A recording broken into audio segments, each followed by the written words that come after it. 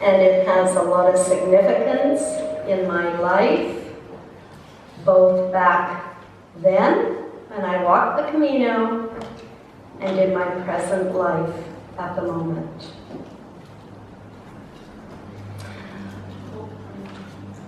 Wikipedia defines a pilgrimage as a journey in search of moral or spiritual significance. It can be a physical journey to a location of importance, although sometimes it can be a metaphorical journey into one's own beliefs. This can result in a spiritual awakening or a connection with the divine. Psalm 91 was chosen as a scripture reading for today, as it is a psalm of protection, and it is most fitting for my personal experience as I trekked across Spain.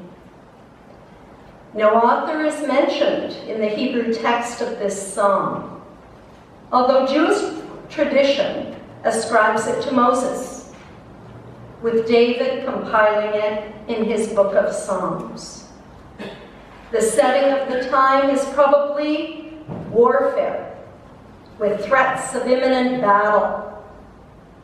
The message of this psalm is that during the times of harsh realities in our lives, God protects us. How does he do that? At the beginning of the psalm, God is the deliverer. He delivers shelter as a form of protection. Secondly, God is a shield. The imagery of this is that God is the protective parent, bird, like the eagle, covers his young under his wings and shades them from the elements of danger. And God hears, and God answers. At the end of this psalm is that when we are placed in harm's way, God promises to deliver, to protect, to rescue, and to answer in our times of trouble. I'm now going to share with you my personal reflections of my pilgrimage across the Camino de Santiago that I experienced 4.5 years ago. A seed of my future planted itself in my heart when I first learned about the Camino de Santiago pilgrimage about 15 years ago. The seed urged me to walk the ancient path, 800 kilometers across northern Spain, when the time was right. Its germination time came in September of 2014, after retiring from a long career as a teacher. With my 60th birthday looming, I felt that walking the Camino was the best thing I could do for myself, and my family supported and encouraged me. The school that I retired from had had a sister school in Kenya for several years, and I had a passion for that organization. I had a passion for the work that we accomplished and the relationship with the people of Project Kenya's sister schools, which we later named Pamoja, which means together in Swahili. I decided that I would walk the pilgrimage as a fundraiser. I knew that to walk this distance was definitely going to test me and take me out of my comfort zone. Well, I don't think any amount of preparation could have prepared me for this particular journey. I didn't have the walking experience in the past that our friends had. It was quite simply beyond my comprehension. The process of being a pilgrim was enlightening, it was transformative, it was difficult, and it tested my resolve in many ways. This walk indeed proved to be a metaphor for our life's path. How we walk the Camino and the challenges that are faced there are the ones that we deal with in all areas of our lives. It is very important that one carefully choose who to walk this path with. My cousin Pam from Calgary, who is actually celebrating her anniversary to this day, was a person that I knew I would be compatible to travel with. I knew that she had the character traits necessary for this journey. These are some of the experiences and the lessons that Pam and I shared together. First, this is a map of the Camino de Santiago pilgrimage. It begins in France, to the right, top, close to the Spanish border, and then it follows west across northern Spain. Pam and I arrived in Biarritz and traveled by car with a hysterically funny group of 5 men from Dublin to Saint Jean-Pierre-du-Port, where our pilgrimage was to begin. And it was quite something to watch one at a time leave the journey. Our first order of business after checking into our albergue, which is like a hostel, was to go to the pilgrim office to receive our credential, and you saw my credential with all the stamps in it, and to receive our first stamp.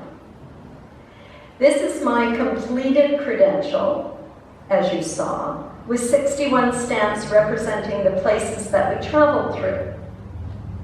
Now, one is asked at the office, the purpose for your pilgrimage.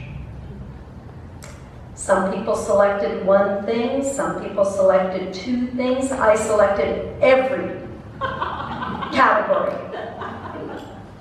I was doing it for spiritual, number 1.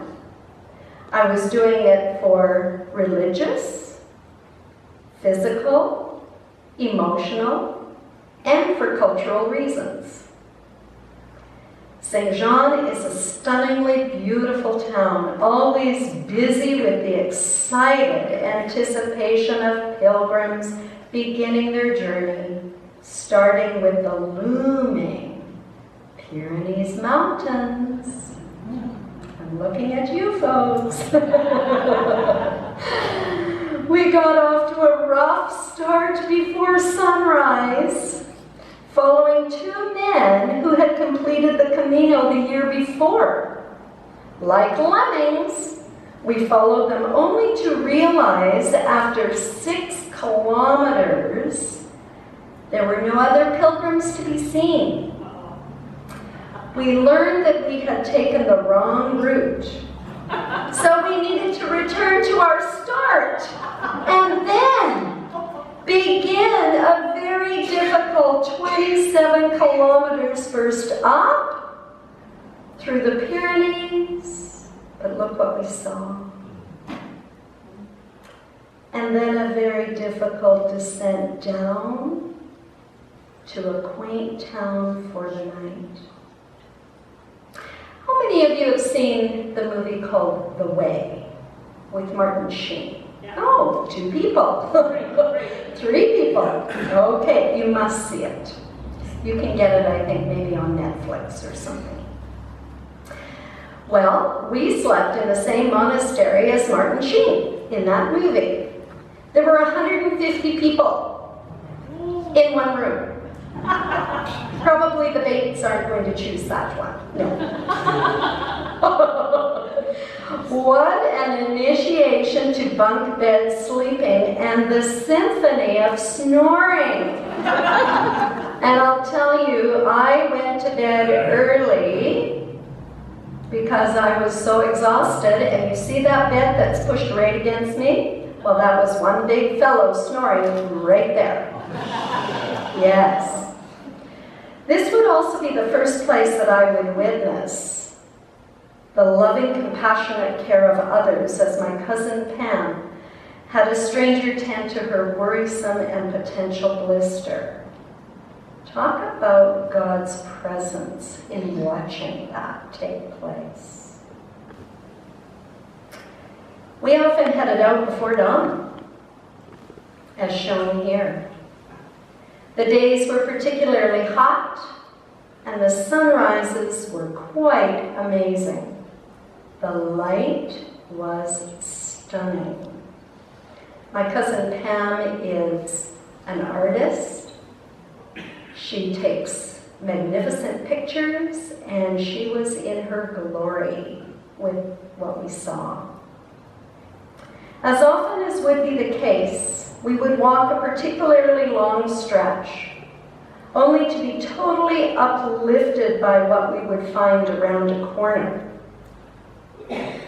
We often had a steep incline and then felt rewarded at the top for our efforts, like reaching this quaint gem of a chapel. Soft Gregorian music welcomed us. And inside was this wall of offered notes of thanks and prayers. It was powerfully moving for both of us and made us feel absolutely watched over. We walked through many lovely stages of gentle hills and vineyards to historic medieval towns. 4 days into the pilgrimage, plenty of disconcerting difficulties popped up for us and our fellow pilgrims. The intense heat of the first week, coupled with dealing with the number of unexpected and irritating pebbles, large stones, and boulders played havoc on our sore and tired feet. We learned very quickly that unwanted tribulations could not be avoided, just like in day-to-day living. Difficulties arose daily from physical setbacks to securing shelter for the night. As you can see, completo, full. While we wouldn't have chosen any of the troubles, each of us, including our fellow pilgrims, still felt very thankful for the lessons offered and the challenge to overcome and grow in awareness. We learned very early the importance of embracing the beauty of this journey. In the words of Pascal Garnier, who was a French writer, he said, "In bleak and difficult times, you must always keep something beautiful in your heart, like making bouquets with wild flowers that bordered the path to uplift each other, connecting with fellow walkers while stretching the legs, and airing the feet." And you needed to do that, especially to protect you from blisters. Turning into the unknown, with the yellow markers guiding the way. Starting the day with just a little wine at a fountain, right on the pilgrim's route. And the list goes on and on. My cousin and I, we did retain our sense of humor. Oh yes, we did. In fact, we could not have lived without it. In Pam's note to self after 1 week into the journey, she wrote with a chuckle that she especially enjoyed dealing with the aches and pains by using the Camino shuffle. Battle stories with our new BFFs, best friends forever.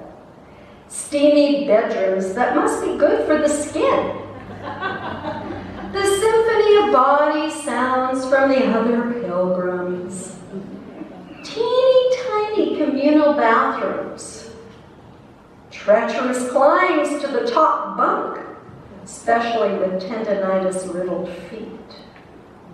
Dipping the sun hat into fountains, then enjoying the sizzle of a hot head.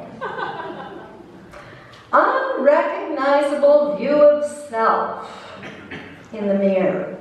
We try to avoid mirrors. Gratitude for securing a crib, aka bed, for the night. And then the daily repetition of all the aforementioned. In all seriousness, however, we were not expecting the daily beauty that we found.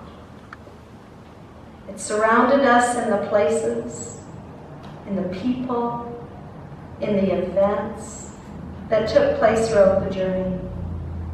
Words cannot describe the breathtaking views of the landscape with the amazing light and shadow, the undertones of color, and the stunning skies.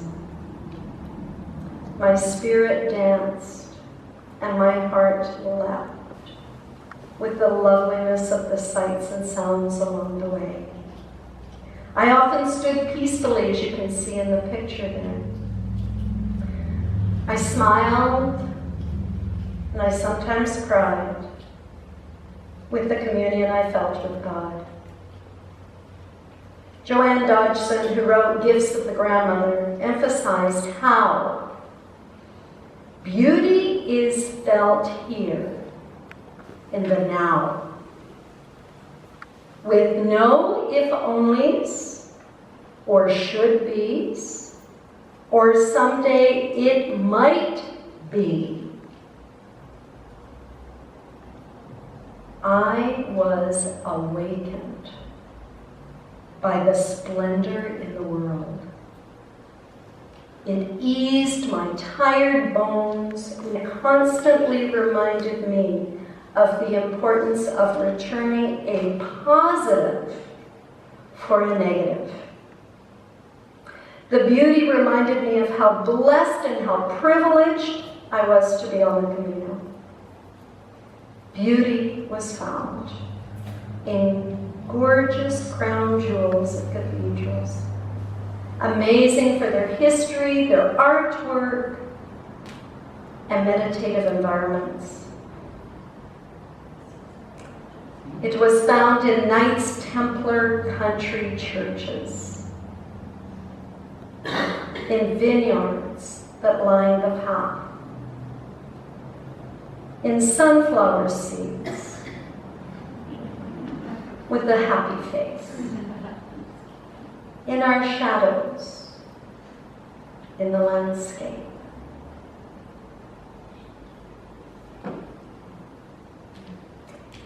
In architecture, especially of ruins, in the signs and the symbols to show us the way, in the encouragement and camaraderie of fellow pilgrims, in authentic villages, food, delicacies, animals along the way, and the path itself. While wandering the streets of the ancient town of Castor Harris, we came upon a very magical spot called Hospital for the Soul. A home which offers a serene place for tired pilgrims to rest and to reflect. There was no one home, but yet the door was open. The intent was for one to just simply enter. Once inside, it was impossible not to truly feel something. For me, came the assurance of the biblical words, "Be still and know that I am God." Psalm 46, verse 10. The Camino was full of contrast, from the very serious, significant, and solemn to strikingly different experiences where we were cheek to jowl with strangers in our albergues. Yes, that was one of my mates. Staying in one particular albergue was a highlight for me and for Pam. St. Nicholas is a very little chapel that was built centuries ago by the Knights Templar and had fallen into ruin. The Spanish government granted a lease to an Italian confraternity to restore it and to return it and run it as an albergue. There was no electricity, the place was totally isolated, and we had no idea of the spiritual treat we were going to be in for. After ringing a bell, the pilgrims, 12 of us, gathered for a ceremony around the altar. Hospitaller is a word derived from medieval Latin that describes a person of a certain religious order dedicated to hospital work, and on the Camino, these people tended to the needs of pilgrims. After speaking each of our names, a hospitaller bathed each of our feet, which was meant as a blessing for him. This was followed by a quiet candlelit dinner. To contrast this, yet again, riotous singing came next, with many of us singing songs of our home countries. I wonder which one we chose from Canada. Canada? The one that came to my mind was "This Land Is Your Land." After a long night of slumber, soft music could be heard before dawn.